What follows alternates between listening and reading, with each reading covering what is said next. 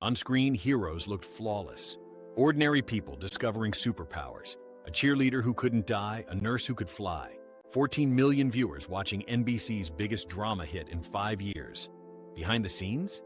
Emma Stone getting brutally rejected while another actress trembled barefoot in the corner. A creator publicly apologizing for his own show. A girlfriend accidentally abandoned in a dystopian future, forever. And a labor strike that would destroy everything in exactly 100 days. Here are 10 weird facts about heroes that reveal how television's most promising superhero series collapsed in real time. Plus, the bonus detail about what Tim Kring saw at the movies that changed primetime forever. Let's start where the lightning struck. Fact 1. The creator bullied NBC into greenlighting, a $4 million gamble. Tim Kring had spent 2 decades pulling cables and writing medical procedurals. Solid work, boring work. Then, in late summer 2005, he watched The Incredibles with his kids, followed by Eternal Sunshine of the Spotless Mind with his wife. Something clicked. The idea of hyper-normal people experiencing extraordinary events. Here's the problem. Superhero shows died on network television. ABC's The Cape lasted 1 season.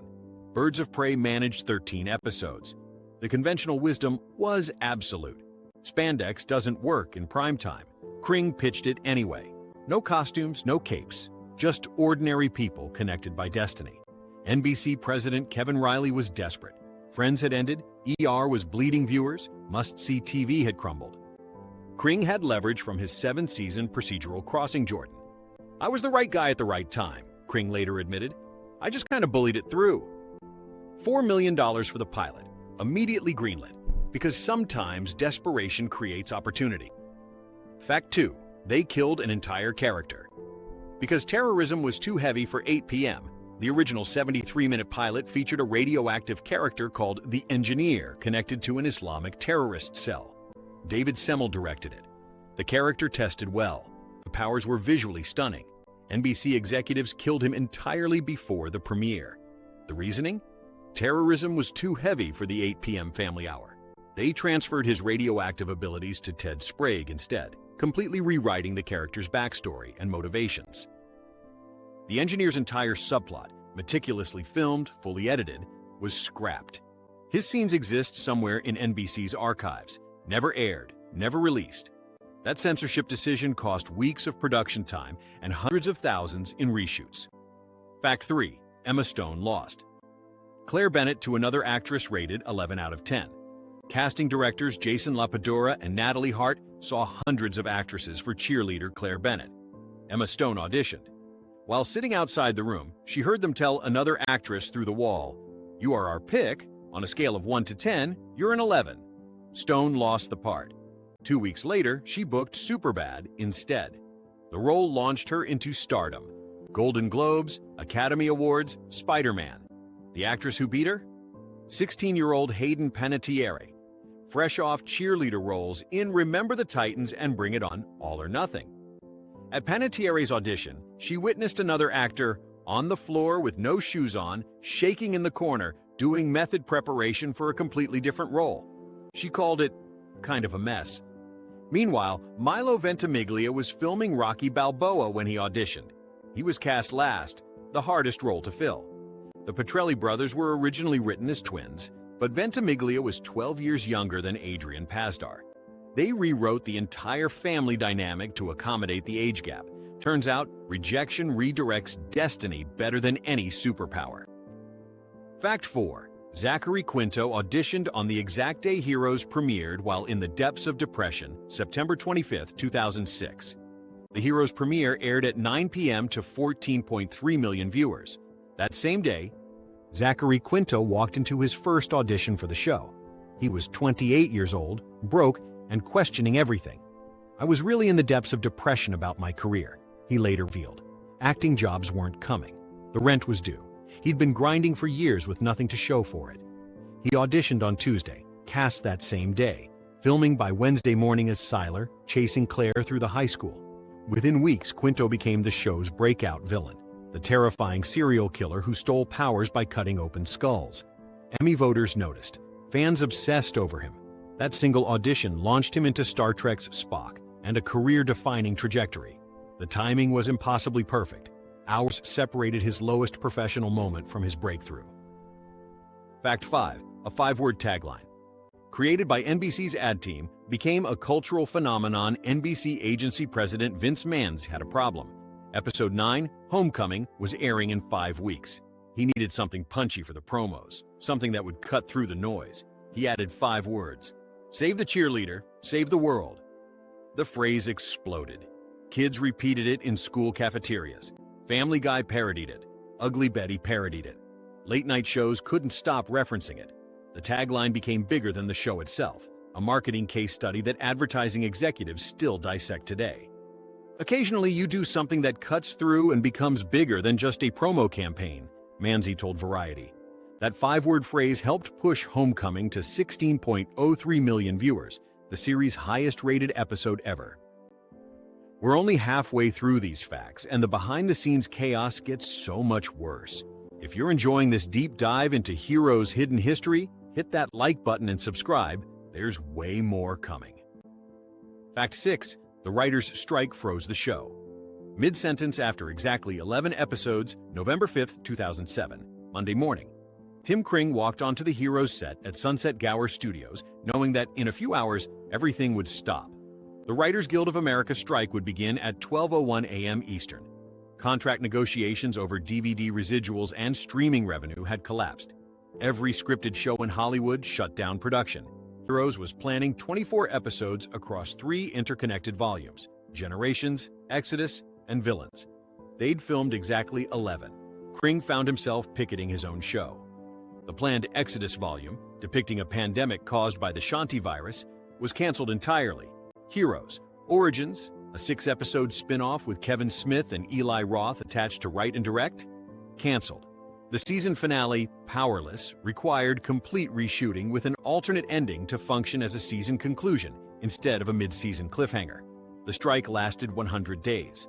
By the time it ended February 12, 2008, the damage was irreversible. Viewership had collapsed from 17 million to 9.87 million. Fact 7. They abandoned Peter's girlfriend in a dystopian future forever. Caitlin. Peter Petrelli's Irish girlfriend from Season 2.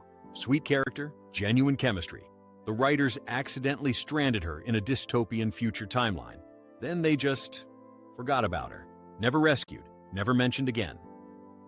One of television's most infamous abandoned storylines. Fans spent years demanding answers. Reddit threads debated whether she was dead, trapped, or simply erased from continuity. The truth? The writers' strike forced them to hack apart the season arc. Caitlin's rescue was planned for later episodes that never got filmed. When production resumed, they'd moved on to different storylines. She's still there, somewhere in a pandemic-ravaged future, waiting for a rescue that will never come. Fact 8. Tim Kring publicly apologized to Entertainment Weekly for his own show, December 2007. While still on the picket line during the strike, Tim Kring did something extraordinary. He apologized, on the record, to Entertainment Weekly.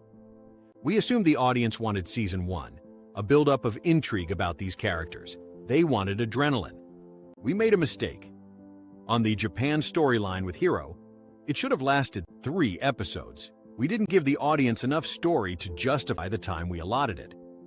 On the romances, I've seen more convincing romances on TV. In retrospect, I don't think romance is a natural fit for us. Showrunners don't do this. They deflect, they defend, they blame network interference. Kring owned it publicly while his show was still on the air. It didn't matter. The audience never came back. Fact 9. NBC fired 2 executive producers on the same day over creative direction and budget overruns. November 2, 2008. NBC fired co-executive producers Jesse Alexander and Jeff Loeb simultaneously. Variety reported the terminations stemmed from NBC execs' frustration with creative direction of the show and hefty budget overruns beyond the already massive $4 million per episode cost. An insider told TV Guide that Kring himself dismissed them because the duo refused to continue character-driven stories. Network executives wanted more action, less character development, the opposite of what made Season 1 work. Loeb's statement was diplomatic. I'm incredibly proud to have been a big part of the success of a show with 8 Emmy nods. Brian Fuller, who wrote the acclaimed episode Company Man, returned in December 2008 after ABC canceled Pushing Daisies. By June 2009, he was gone again. Director Greg Beeman was fired April 28, 2009. The show was hemorrhaging talent faster than viewers. Fact 10. The final episode had 68.7% fewer viewers than the pilot. September 25, 2006, 14.3 million viewers watched the premiere. February 8, 2010, 441 million watched Brave New World, the unintentional series finale where Claire revealed evolved humans to the world on live television. A 68.7% decline. NBC officially canceled Heroes on May 14, 2010, 3 months after that finale aired. Kring's planned 5th season, exploring Claire as a reluctant spokesperson for the abnormals, would never happen. His statement acknowledged the fragmented audience. For NBC, I certainly understand the challenge of creating a business model around a show which arrived precisely as the audience was finding new ways to watch traditional content on multiple screens. He noted, Heroes was the #1 most downloaded show on television the year we were canceled. Cold comfort when you've lost 10 million viewers. Bonus fact, Heroes Reborn killed Claire off-screen. Because Hayden Panettiere was filming Nashville, February 22, 2014. During NBC's Winter Olympics coverage, Heroes Reborn, a 13-episode miniseries, Tim Kring returning as showrunner, Jack Coleman reprised Noah Bennett, Masioka, Greg Grunberg, and Senthil Ramamurthy signed on for limited roles. But the most beloved characters? Absent. Milo Ventimiglia declined. The script used Peter as bait to draw audiences back to the series without delivering on anything of substance with his character. Hayden Panettiere was filming Nashville, so they killed Claire off-screen. The indestructible cheerleader, dead before the revival even started. Heroes Reborn premiered September 24, 2015, to 8.71 million viewers with delayed viewing. Subsequent episodes plunged to 3 million. Rotten Tomatoes, 42%. The finale aired January 21, 2016. 2 failed attempts to capture lightning. Today, Heroes streams on Peacock. Reddit's Heroes has 27,000 members still debating what went wrong. In April 2024, Tim Kring announced Heroes Eclipsed, another installment with no network, no cast, no premiere date. The show that proved superhero television could dominate primetime without capes became a cautionary tale about protecting creative vision during chaos. But here's what remains. That first season is still exceptional. 23 episodes of genuine innovation before the strike, before the interference, before the collapse. 14 million people watched ordinary people discover they were special. For one perfect season, lightning struck.